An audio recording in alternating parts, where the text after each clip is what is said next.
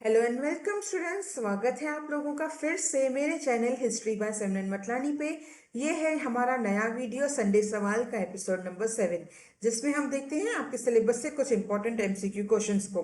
हम शुरू कर चुके हैं महाराष्ट्र स्टेट बोर्ड का सिलेबस हिस्ट्री और पॉलिटिकल साइंस के लिए। ये पर्टिकुलर वीडियो जो है फोकस करता है हिस्ट्री के chapter number 5 mass media and history पे। ये चैप्टर मैंने आपको पिछले महीने कवर किया था। मेरे चैनल पे जाके आप इसके लेक्चर्स को देख सकते हैं। बहुत ही इंटरेस्टिंग चैप्टर था। अगर आप लोगों ने लेक्चर सुने होंगे तो आने वाले एमसीक्यू क्वेश्चंस को आप आराम से सॉल्व कर सकते हो। इवन आपको इस वीडियो में आपको कुछ पीवाई के क्वेश्चंस भी मिल जाएंगे, जैसे बाकी के मैंने आपको चैप्टर्स के लिए बताए हैं। कि तो बिना ज़्यादा टाइम वेस्ट किए शुरू करते हैं हमारे इस एमसीक्यूज के सेशन को, हमारे संडे सवाल के 7th एपिसोड को।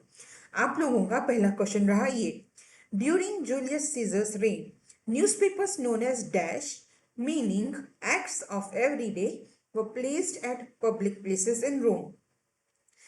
जूलियस सीजर के शासन के दौरान न्यूज़पेपर्स को क्या कहा जाता था, जिन्हें पब्लिक प्लेसेस पे, सामाजिक जगहों पर प्लेस किया जाता, रखा जाता था। कि तो आपके ऑप्शंस हैं एक्टा दियोर्ना, एक्टा पब्लिका, एक्टा रोमा एंड एक्टा सीजर। अगर आप लोगों ने लेक्चर में ध्यान दिया होगा तो बहुत ही इंटरेस्टिंग टॉपिक था। मैंने आपको पहले ही बताया था, हर एक चीज का एक प्रीकर्सर होता है। तो न्यूज़पेपर शुरू होने से पहले, जो कि मॉडर्न टाइम्स में न्यूज़पेपर शुरू हुई, उससे पहले प्राचीन काल में, एंशियंट टाइम्स में क्या हुआ करता था, एक्टा डुअर्ना, जो कि रोम में था जूलियस सीजर के शासन के दौरान। एक्टा डुअर्ना का मतलब है एक्ट्स ऑफ एवरीडे, वो चीजें जो हर रोज हुई। जैसे आपको न्यूज़पेपर में पिछले दिन की सारी घटनाओं का पता चल जाता है ना, वही इस बात का मतलब है। उसी को एक्टा दियोर्ना कहते हैं, एक्ट ऑफ एवरीडे, रोजमर्रा का एक्शन। जैसे पब्लिकली डिस्प्ले किया जाता था एंशियंट रोम, प्राचीन रोम में। मूव ऑन करते हैं हमारे अगले क्वेश्चन पे। ये बहुत ही इंपॉर्टेंट है आप लोगों के एग्जाम के पर्सपेक्टिव से। बोर्ड्स में ये पूछा जा चुका है, ये ऐसा ही कुछ जुड़ा हुआ पूछा जा चुका है। एग्जैक्टली हो सकता है आपसे पूछ लें।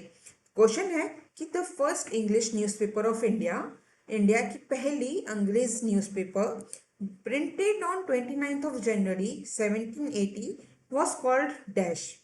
इंडिया की पहली अंग्रेजी भाषा न्यूज़पेपर को, जो कि 29 जनवरी 1780 को पब्लिक प्रिंट हुई थी, उसको क्या कहा गया था, उसका नाम क्या था?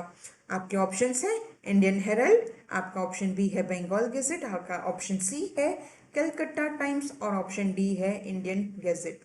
इसका सही जवाब है ऑप्शन बी बंगाल गेजेट, या जिसको कलकत्ता जनरल एडवर्टाइजर भी कहा गया था। इसकी शुरुआत की थी जेम्स अगस्टस हिकी ने 1780 में। इस पे एक बहुत ही इंटरेस्टिंग रील आपके लिए मैं बहुत जल्द यूट्यूब पे लाने वाली हूँ। वो एक रील आप देख के जरूर जाइएगा एग्जाम से पहले। वो थी इंडिया की पहली इंग्लिश न्यूज़पेपर भी थी और इंडिया की पहली न्यूज़पेपर भी थी। तो यहाँ पे आप लैंग्वेज का फोकस जरूर रखिएगा। बहुत बार कॉमन है, कंफ्यूजन होता है, पहली न्यूज़पेपर कौन सी थी, पहली इंग्लिश न्यूज़पेपर कौन सी थी और पहली मराठी न्यूज़पेपर कौन सी थी। तो ये तीन चीज़ें आपको याद रखनी है। 1780 जेम्स अगस्टस हिकी, जिन्होंने बंगाल गेजेट या कलकत्ता जनरल एडवर्टाइजर शुरू की थी। आपका ऑप्शन 3, आई एम सॉरी, आपका क्वेश्चन नंबर 3 है Bal Shastri Jambhekar's birth date dash is observed as पत्रकार दिन, या जिसको इंग्लिश में कहते हैं जर्नलिस्ट डे इन महाराष्ट्र। बाल शास्त्री जांबेकर जी के जन्म तिथि को महाराष्ट्र में पत्रकार दिन या पत्रकार दिवस के तौर पे मनाया जाता है। उनकी डेट ऑफ बर्थ क्या है? आपके ऑप्शंस हैं, 4 ऑप्शंस में है। जनवरी की तारीखें हैं 5, 6, 7 और 8। इतना तो क्लियर हो गया कि जनवरी में उनका बर्थ डेट है। कौन सी डेट है? 5, 6, 7 या 8। तो आपका सही सही आंसर है 6 जनवरी, 6 जनवरी। वो है बाल शास्त्री जांबेकर जी की जन्म तिथि या बर्थ डेट, क्योंकि वो पहली मराठी न्यूज़पेपर के एडिटर थे। उन्हें इंडिया की पहले एडिटर का कह सकते हो सम्मान मिला है, कि इसीलिए उन्हीं के जन्मदिन को पत्रकार दिन या जर्नलिस्ट डे मनाया जाता है, स्पेशली महाराष्ट्र में। अगेन मैं कहूंगी, क्वेश्चन नंबर 3 भी आपके एमसीक्यू क्वेश्चन के तौर पे या आपके शॉर्ट नोट के तौर पे आपको ये छोटा सा इंफॉर्मेशन पीस है ना, आपको काम आएगा। आपका क्वेश्चन नंबर 4 है dash the letters written by Lokhitwadi, जिन्हें गोपाल हरि देशमुख भी कहते हैं, to create social awareness were published in Prabhakar newspaper. आपके लिए मैं फिर से क्वेश्चन बोलती हूँ, डैश यानी कि क्या नाम है उन लेटर्स का जो लोकहितवाणी गोपाल हरि देशमुख ने लिखे थे और वो प्रभाकर न्यूज़पेपर में पब्लिश हुए थे, जिनका मकसद था सोशल अवेयरनेस, सामाजिक अवेयरनेस क्रिएट करना। आपके लिए ऑप्शन है, ऑप्शन ए संवाद पत्र, बी शतपत्र, सी सुधार पत्र, डी लोकहित पत्र। आई थिंक आप लोगों को, अगर आपने टेक्स्ट बुक पढ़ा होगा, आपने लेक्चर सुना होगा, तो मैंने आपको शतपत्रे का मीनिंग भी समझाया था। शतपत्रे का मतलब होता है, शत मतलब 100, तो यहाँ पे करीबन 108 जो थे लेटर्स थे जो लोकहितवाणी जी ने लिखे थे, और वो लेटर्स जो है प्रभाकर इस न्यूज़पेपर में पब्लिश हुए थे। उनका मकसद था समाज में सुधार लाना, सोशल रिफॉर्मेशन के आइडिया को स्प्रेड करना, बढ़ावा देना। अगेन आपका नया क्वेश्चन है, question number 5, the first Indian newspaper to print an illustration was dash. पहली ऐसी कौन सी इंडियन न्यूज़पेपर थी जिसमें कोई तस्वीर प्रिंट की गई थी, और वो तस्वीर थी एशिया का मैप और यूरोप का मैप। तो आपके ऑप्शंस हैं ज्ञान प्रकाश, ज्ञानोदय, ज्ञानेश्वरी और ज्ञान शक्ति। फिर से आपके ऑप्शंस बता देती हूँ, ज्ञान प्रकाश, ज्ञानोदय, ज्ञानेश्वरी और ज्ञान शक्ति। तो आपका सही जवाब है ज्ञानोदय। मैंने आपको बताया था ज्ञानोदय के बारे में। एक बात आपको मैं फिर से बताती हूँ, उनकी शुरुआत किसने की, ये न्यूज़पेपर की शुरुआत किसने की, इस पीरियोडिकल की शुरुआत किसने की, ये आपके टेक्स्ट बुक में नहीं दिया गया है। कि क्यों मैं बता रही हूँ, 2 बार आपको क्वेश्चंस आए हैं प्रीवियस ईयर, आगे मैंने आपको क्वेश्चन दिया है, आपको ये बात ध्यान में आएगी। ज्ञानोदय एक डिस्टिंक्ट पोजीशन होल्ड करता है। क्यों? क्योंकि वो एक पहली इंडिया की न्यूज़पेपर थी जिसमें कोई तस्वीर प्रिंट हुई, और वो तस्वीर कौन सी थी, एशिया का मैप 1842 में और यूरोप का मैप 1851 में। आगे बढ़ते हैं हमारे क्वेश्चन नंबर 6 सवाल पे। In pre independence India, India की आज़ादी से पहले, dash played an important role in freedom struggle by raising social and political awareness. So far हम न्यूज़पेपर्स की ही तो बात कर रहे हैं, तो आई थिंक ये आप बहुत इजीली कर सकते हो। ये क्वेश्चन बहुत इजी है। कौन सी ऐसी चीज़ है दिए गए ऑप्शंस में से जिसने एक इम्पॉर्टेंट रोल प्ले किया इंडिया की आज़ादी में, क्योंकि उसके ज़रिए हमारे जो फ्रीडम फाइटर्स थे ना, वो लोगों में अवेयरनेस क्रिएट करते थे। तो क्या यूज़ करते थे, जर्नल्स, बुक्स, न्यूज़पेपर्स या रेडियो में से वो यूज़ करते थे न्यूज़पेपर्स को। न्यूज़पेपर्स के ज़रिए लोगों तक अपनी आइडियाज़, अपने सोच विचार ये बताते थे कि हाँ, अंग्रेज़ों का शासन जो है हमारे देश के लिए कितना बुरा है, उनके जो जुल्म है, उनके जो एक्सप्लॉयटेशंस हैं, उनको एक्सपोज करने का तरीका हुआ करता था। वो उस न्यूज़पेपर्स का इस्तेमाल करके हमारे फ्रीडम फाइटर्स लोगों को इंस्पायर करते थे कि आप लोग भी आगे आइए, सत्याग्रह का हिस्सा बनिए, पब्लिक पार्टिसिपेशन बढ़ाइए। फिर आगे बढ़ते हैं। अब जैसे नेपाल का आपने रिसेंटली न्यूज़ सुना होगा, तो उसका रीज़न क्या था कि वो वहाँ पर एक इम्पॉर्टेंट रोल प्ले किया सोशल मीडिया ने। सोशल मीडिया के जरिए यूथ तक बात पहुँचाई गई कि आप आगे आइए और गलत के अगेंस्ट जाइए।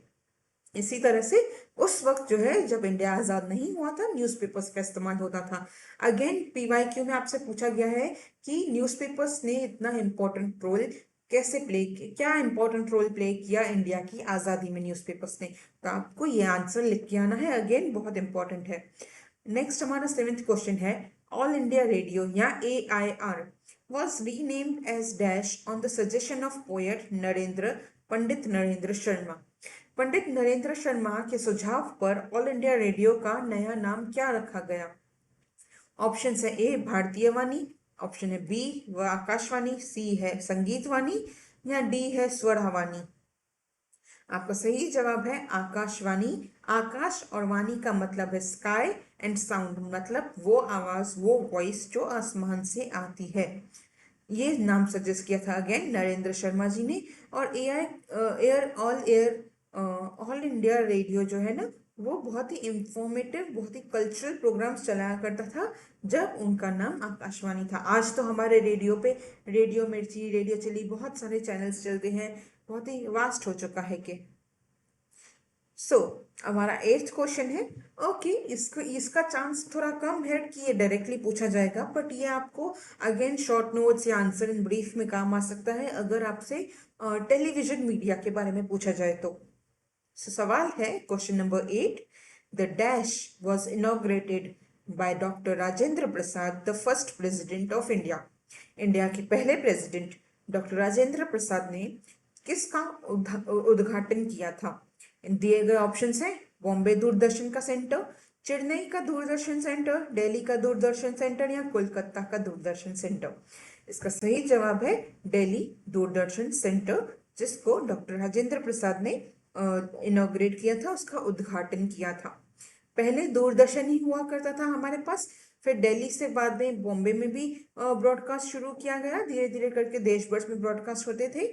उसके बाद जब 1991 में इंडिया ने अपनी इकोनॉमी को ओपन किया ग्लोबल देशों के लिए, तो इंडिया में इंटरनेशनल चैनल्स को भी परमिशन मिलने लगी, तो लोगों को दुनिया भर के चैनल्स इंडिया में देखने मिलते थे। तो ये बात आप ये दोनों पॉइंट्स आपको काम आ सकती हैं कि आ गए हम यहाँ पे आपके ओरिजिनल क्वेश्चन पे जो आपसे पहले 2 बार पूछे गए हैं कि आपका क्वेश्चन है कि इनमें से गलत पेयर को आइडेंटिफाई करिए। तो आपको मैंने एक बात बताई थी, आपको मुझे लगता है नोटिस कर ली होगी, चलिए फिर भी देख लेते हैं। आपका ऑप्शन है ए, आचार्य P.K. एत्रे, जिन्होंने शुरू किया था ज्ञानोदय। आपका ऑप्शन बी है बहु महाजन, जिसकी शुरुआत की थी, जिन्होंने शुरुआत की थी प्रभाकर न्यूज़पेपर की। आपका ऑप्शन सी है बाल गंगाधर तिलक, जिन्होंने शुरू की थी केसरी नाम की एक न्यूज़पेपर। और आपका ऑप्शन डी है कृष्णा राव भालेकर, जिन्होंने शुरू की थी दीनबंधु। अगेन आप लोग मुझे लगता है आंसर समझ गए होंगे। मैंने आपको बताया आपके टेक्स्ट बुक्स में नाम नहीं दिया गया है कि ज्ञानोदया किसने शुरू की थी। अगेन बाकी के आपके ऑप्शन सही है। प्रभाकर जो न्यूज़पेपर के लिए मैंने आपको बताया कि उसमें शतपत्रे पब्लिश होते थे, उसकी शुरुआत की थी भू महाजन जी ने। केसरी के साथ साथ मराठा भी एक न्यूज़पेपर थी जो बाल गंगाधर तिलक और उनके साथ जी अगरकर जी ने भी शुरू की थी।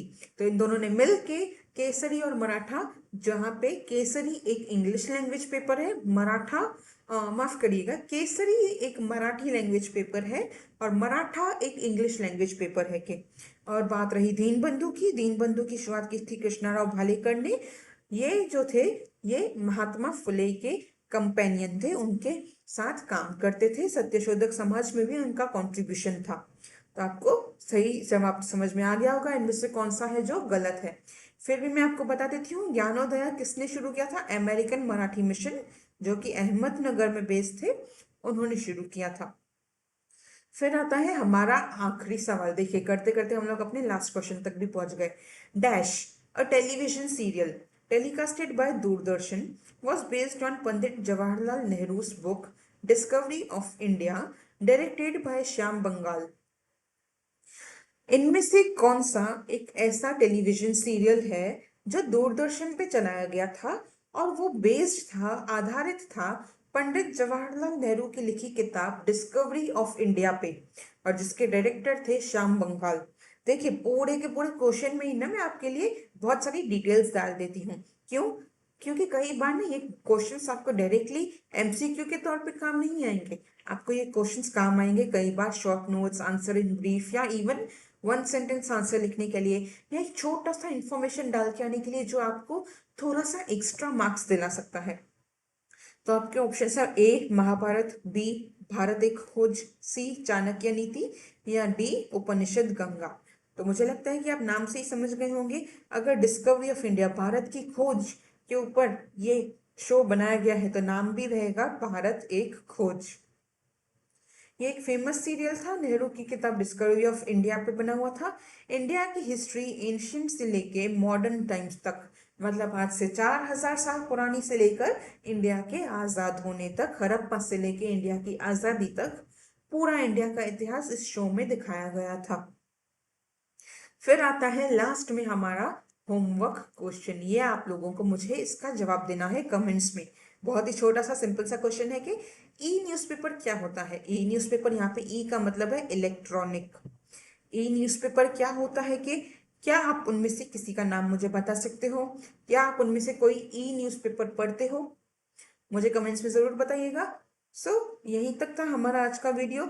और छोटी सी बात, इंस्टाग्राम और टेलीग्राम ज्वाइन करने के लिए आपके पास सामने है स्क्रीन पे क्यूआर कोड्स, तो आप स्कैन करिए, ज्वाइन करिए, आपको ये सारे नोट्स मिलेंगे। ये पूरा पीडीएफ जिसपे आपके लिए मैंने पूरा पीडीएफ जिसमें आपके 10 क्वेश्चंस है ना, ये पूरा पीडीएफ आता है टेलीग्राम चैनल पे। इसलिए मैंने आपसे कहा टेलीग्राम चैनल ज्वाइन करिए, इंस्टाग्राम को ज्वाइन करिए। इंस्टाग्राम पे आपको मिलेगा लेटेस्ट अपडेट्स मिल जाएंगे, मुझे आप डीएम कर सकते हो, मुझसे सवाल पूछ सकते हो कि आपको मैं कोशिश करूंगी जवाब देने की। सो इसी के साथ खत्म करते हैं हमारा आज का वीडियो। यहीं तक था, मिलते हैं अगले वीडियो में। अगला चैप्टर हम शुरू करेंगे, chapter number 8, tourism and history. Channel को सब्सक्राइब करिएगा, टेलीग्राम चैनल को ज्वाइन कर लीजिएगा।